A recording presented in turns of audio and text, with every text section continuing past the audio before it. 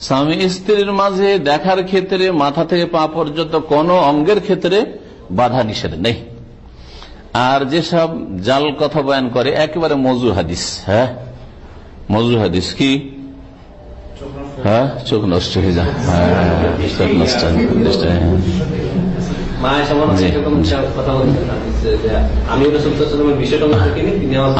হাদিস ওইটা জয়ীফ। আর বাকি ওইটা যে রয়েছে যে আওরাতের দিকে লজ্জাস্থানের দিকে তাকালে ইউরেসুল আমা, এই হাদিসটা জাল, মানে অন্ধ হয়ে যায় মানুষ, হ্যাঁ দৃষ্টি শক্তি চলে যায়, এটা হচ্ছে জাল কথা, মিথ্যা কথা। স্বামী স্ত্রী পরস্পরের লজ্জাস্থান দেখতে পারে, জায়েজ রয়েছে, কারণ দুইজনে একসাথে গোসল করছেন। নবী করিম সাল্লাল্লাহু আলাইহি ওয়াসাল্লাম, আয়েশা রাদিয়াল্লাহু তাআলা, এতে কি বোঝা যায়? মানে কাপড় দিয়ে এগুলো ঢেকে গোসল করছেন, দিন এই কঠোরতা নেই। স্বামী স্ত্রীর ক্ষেত্রে নজর দেওয়ার ক্ষেত্রে কোনো বাধা নেই যে এই অঙ্গ দেখা যাবে না, এতটা পর্যন্ত দেখা যাবে, এরকম কোনো বাধা নেই, একমাত্র স্বামী স্ত্রীর ক্ষেত্রে। বাকি প্রত্যেকের ক্ষেত্রে সীমানা রয়েছে, কতদূর পর্যন্ত দেখা যেতে পারে। জি, আপন ছেলে হইলেও নাবালক হইলেও এই ক্ষেত্রে, জি হ্যাঁ, এসব বিধিবিধান রয়েছে।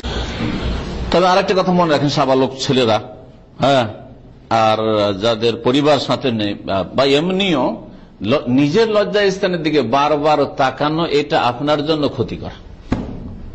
এটা স্বাস্থ্যগত কথা মনে রাখেন, শরীয়তগত বলছি না।